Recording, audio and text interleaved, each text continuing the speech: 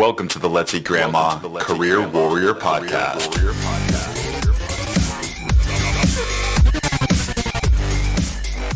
All right, welcome to the 32nd episode of the Let's Eat Grandma Career Warrior Podcast, where our goal is not only to help you land your dream job, but to be the best professional you can be. Today, we went on Quora to answer my favorite questions about resumes that you should know in 2019. Guys, I really love the crowdsourcing forum because there really are some smart people out there on the internet. These are job seekers who are asking the right questions, keeping up to date with modern trends, and doing the research. Then people like me, the resume experts, went on and answered these questions. We are going to try and keep it under 15 minutes. We might get to 20, but I went on and found my favorite 5 questions that we could possibly give you guys the most insight for resumes. So we'll get right to it. Let's educate you and make your job search a little bit better with our 32nd episode of the Career Warrior Podcast.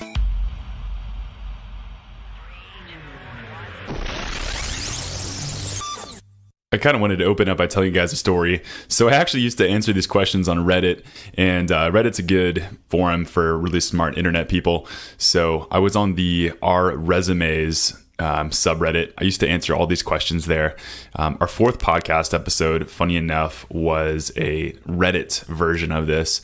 So what I did was I went back to those specific questions that were posted and I answered the question. And at the bottom, I said, hey, I featured your question on the podcast. Did it a few times and I got some really good responses from people saying, hey, thanks, man. I really appreciate your insight. And then 2 days later, I got this message. Dear Let's Eat Grandma, we are kicking you off the subreddit, our resumes. I'm sorry, never come back again. What in the world? I got a message from the moderator telling me basically that he had kicked me out for dropping a link to the podcast, even though I had answered the question, even though people were loving my answers. Hence, this is why I hate Reddit now. And have shifted to Quora.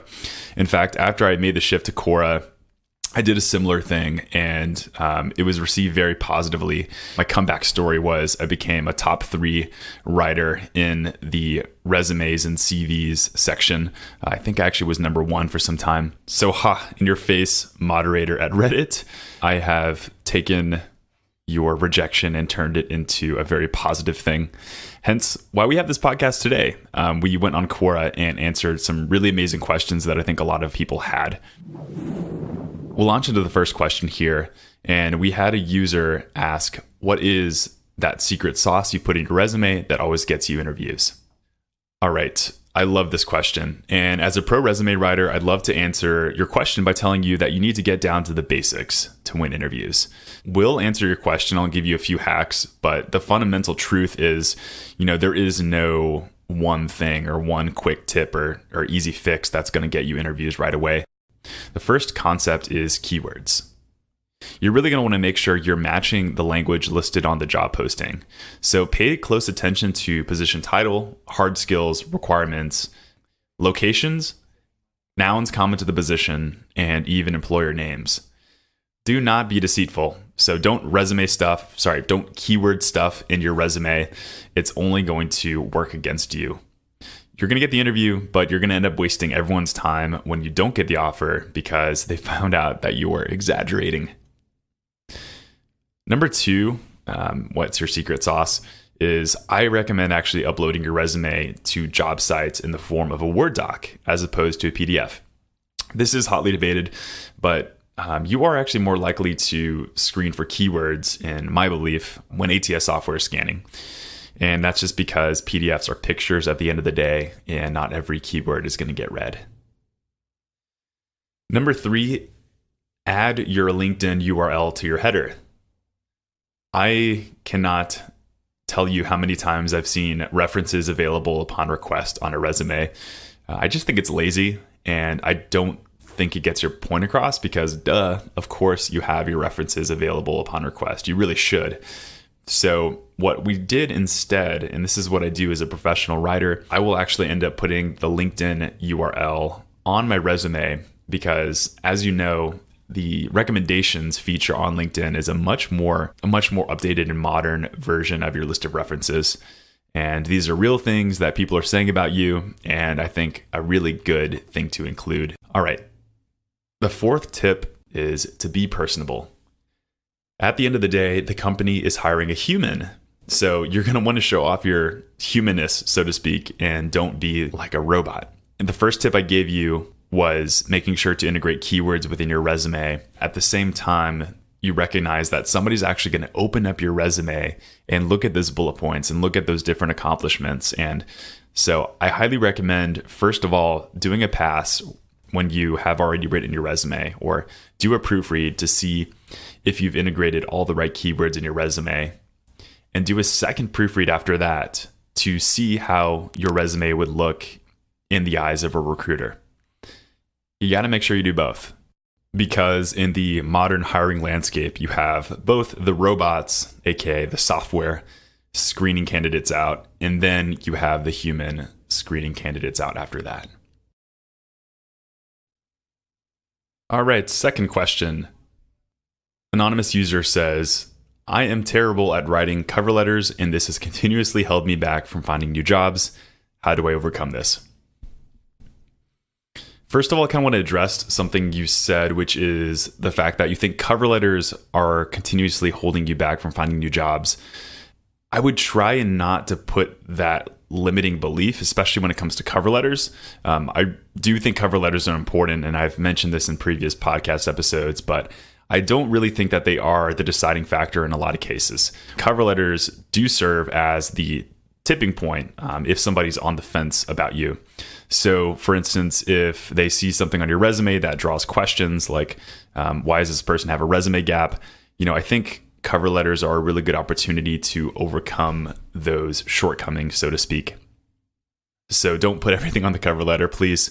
I would actually pay more attention to the resume and even your LinkedIn profile. Now I'll address your issue, which is writing terrible cover letters. So I would try to see what it is that you're terrible about. Is it your phrasing? If it's your phrasing, then I would send it to a dear trusted friend and have them look over potential grammar or spelling mistakes. Or are you too wordy? Or are you just writing your sentences way too long? Or is it content? Is what you're saying on the cover letter the same exact thing you're saying as the resume? This is one way you're going to get your cover letter thrown in the trash. So I recommend being as personal as possible. So showcasing your personality, showing what makes you tick, what's your philosophy? Why are you in the industry that you're in right now? What makes you a really good fit for the company or specifically the position you're applying for? So I think this is where cover letters come in handy. And I think if you keep it short, concise, and you also make sure to get those human points across, then you're going to come up with a very good cover letter, hands down. All right. Another Quora user asks, what is the ideal font for a resume? Great question. Okay, so Times New Roman, Arial, they're safe, conventional choices, but you can really use anything that's easy to read. Just case in point. So as long as you're following these 3 rules, you're going to be fine when it comes to font.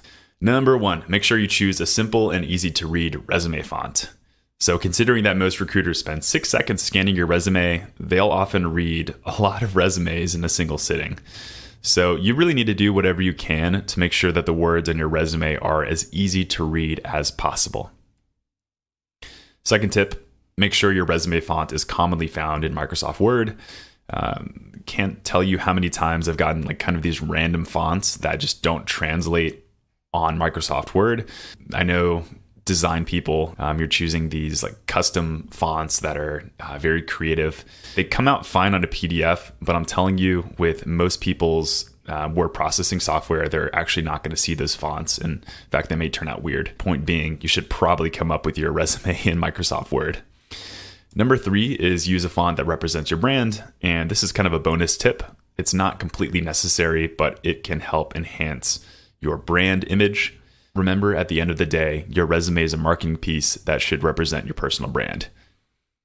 All right, another Quora user asks, what is the biggest resume gap you've ever seen, and how did this person overcome it? Great question, and I think this is something that a lot of people have to deal with. And my personal experience in working with clients and even prospective clients, I've seen a resume that had an 18-year resume gap.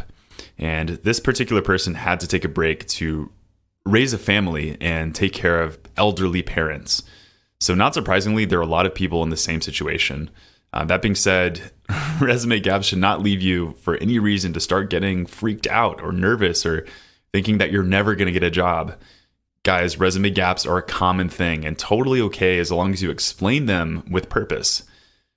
It's also important that recruiters know that you're not spending time in jail or dealing drugs, fleeing the country, or whatever.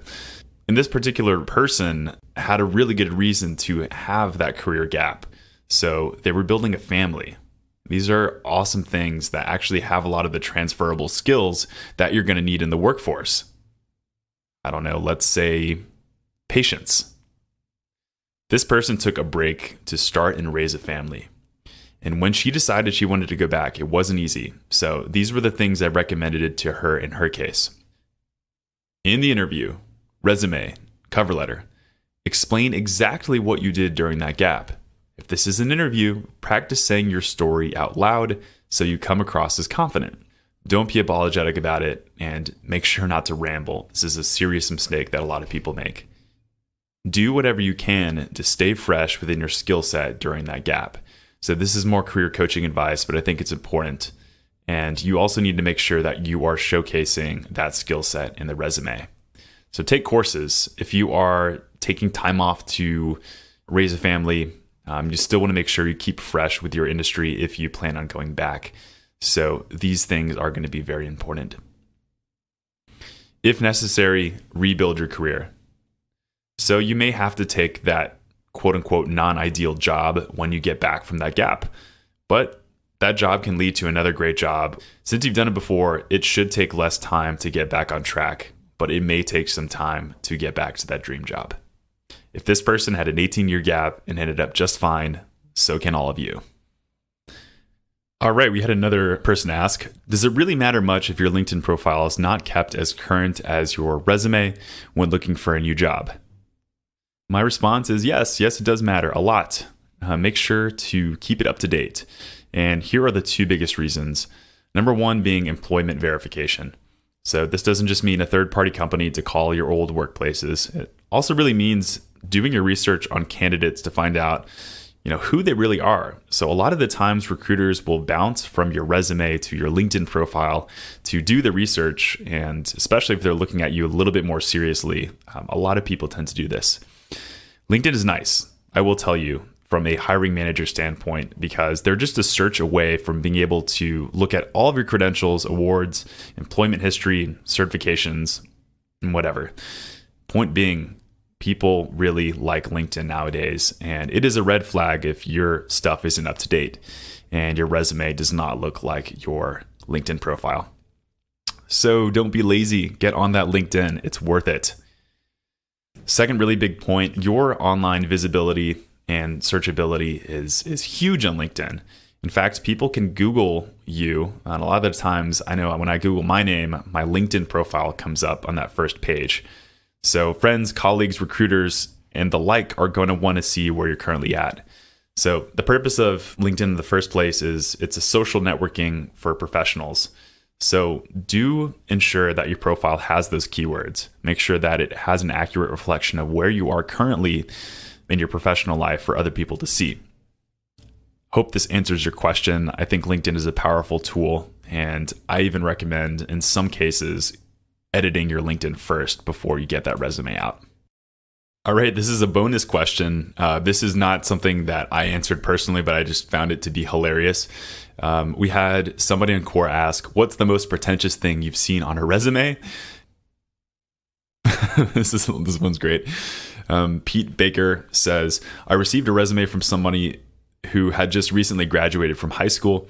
They had one job on the resume, and their job title was director in charge of company morale at a prestigious local law firm. The resume lacked all the things I was looking for, but the job title list intrigued me. I set the interview and was waiting to hear a litany of lies. So he goes on to say that this director in charge of company morale position entailed him going out each morning and getting getting coffee for all the partners. He said without their morning coffee, morale is very low. Best belly laugh in an interview ever. I hired him. And he worked out well because he found a way to place a positive attitude on everything he did, however menial the task. I applaud you. This is a good answer and just brings so much joy to my heart. Just incredible amounts of joy. All right, we have on what's the most pretentious thing you've ever seen in a resume. Alex C. Lee says he saw a bullet point that said, conduct financial transactions for a multi-million-dollar corporation. Turns out this person was only a cashier at McDonald's. And that's not even... I don't even think that's pretentious as much as just creative. Like, that gets me going. I like that a lot. So I applaud you, whoever this is. Okay. Let's see if I can find any other good ones for you that are just downright hilarious. Some of the most pretentious, Jennifer Jellison says, some of the most pretentious claims I've personally seen. The remote sales representative applicant who listed his last sales job on the resume as sales god. Yeah, that's pretty pretentious. A candidate for entry-level manufacturing job who put in his summary several assault felonies, but overall I'm a lovable guy. Oh, God. Awful. A receptionist applicant who took the time to list under accomplishments her first place win in an amateur pole dancing contest. That is just terrible. That's awful. Okay, a marketing candidate who put down previous job title as a social media monster. I love it. Okay, I think that's hilarious. I don't advocate for it, but gets me excited. I do agree with you, Amanda. It's amazing the things that people will put on a resume. So this is our bonus section. I didn't answer any of these questions here, but I just thought it was too good to not read. So I hope you enjoyed that last piece. Enjoyed it as much as I did. All right. Thank you, everyone, for joining us on the 32nd episode of the Career Warrior podcast. This one's short and sweet, but we wanted to make sure you got as much value as possible while also keeping it entertaining. Final words of wisdom: don't trust everything you read on the internet. You want to see what the credential is and do a little bit of digging, because a lot of people will put random responses that just don't make any sense. I also want to let you guys know that if you want, you could read these answers in full in these questions. What I'll do is I'll drop the URL for these questions in the description below, and you can read the full answers. And you can follow me on Quora if you like. I'm trying to be more active on it. In 2018, I posted a lot of answers, and 2019, I'm slacking a little bit, but we have some other really good stuff coming up. Another good episode to listen to if you thought this one was interesting would be number 4. So essentially, I'm going on Reddit and answering questions. All right, everyone, thanks for joining us today, and have a great rest of your week. And for more on your job search, make sure to check out letseatgrandma.com. That's where you can find our blog, where we post the podcast show notes and so many more articles that will help you in your job search. You can also check out our resume services if you are interested in getting your resume professionally reworked. And please make sure to show us some love by jumping onto iTunes and leaving us a rating. The support from my fellow warriors will show the world how great this podcast is and help other people in their job search. Pay it forward. Thanks, guys, for being true warriors, and thank you for tuning in. I'll see you next week.